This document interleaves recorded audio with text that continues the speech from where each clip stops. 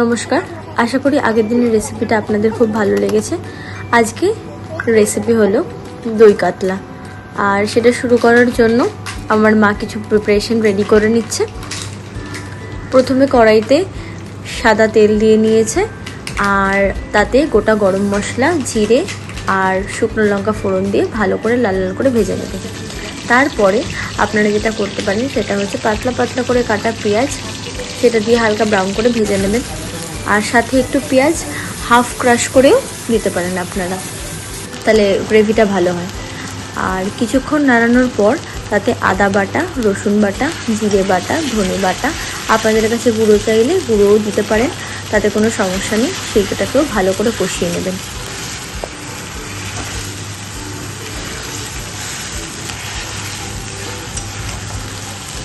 দশ মিনিট ভালো করে কষিয়ে নেওয়ার পর যখন দেখবেন মশলা থেকে তেলটা আলাদা হয়ে আসছে, তখন এবার একে একে আমরা বাকি মশলাগুলো দিয়ে দেব।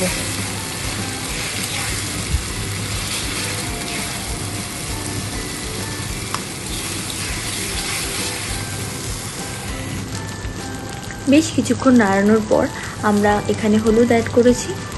হলুদ অ্যাড করে আবার কিছুক্ষণ ভালো মতো নাড়াচাড়া করে নেব। 5 মিনিটের জন্য ভালো করে নাড়াচাড়া করে নিয়ে আমরা এখানে কাঁচা লঙ্কা বাটা দিয়ে দিয়েছি।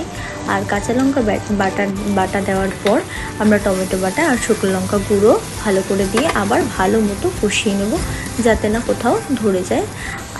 তো তাই জন্য ভালো করে কড়াটা ভালো করে নাড়তে হবে। বেশ ভালো করে সব মশলাগুলো মিশে গেলেই আমরা এতে দিয়ে নেব পরিমাণ মতো লবণ, সেটা দিয়েও ভালো করে নাড়াচাড়া করে নিতে হবে। আপনারা তো সবাই কম বেশি দই কাতলার রেসিপি সবাই জানেন, বাট এই প্রসিডিয়ারে করলে হোপফুলি খেতে খুবই ভালো হবে। এইটা মা দিয়ে দিল পুরো কাজু বাটা, এখানে 9 থেকে 10টা কাজু ভালো করে বেটে নেওয়া হয়েছে। আর এখানে স্বাদ মতো একটু চিনি দিতে হবে, একটু স্বাদের জন্য অ্যাড করা হয়, অলসো ভালো কালারও দেয় এটাতে।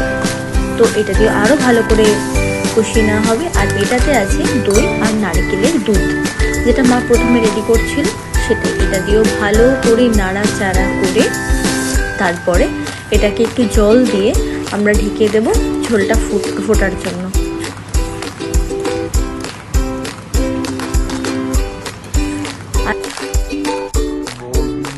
ঝোলটা ফুটে গেছে, আর আমরা একে একে ভেজে রাখা কাতলা মাছগুলো দিয়ে ভালো করে সব মাছগুলো ডুবিয়ে দেবো ওতে।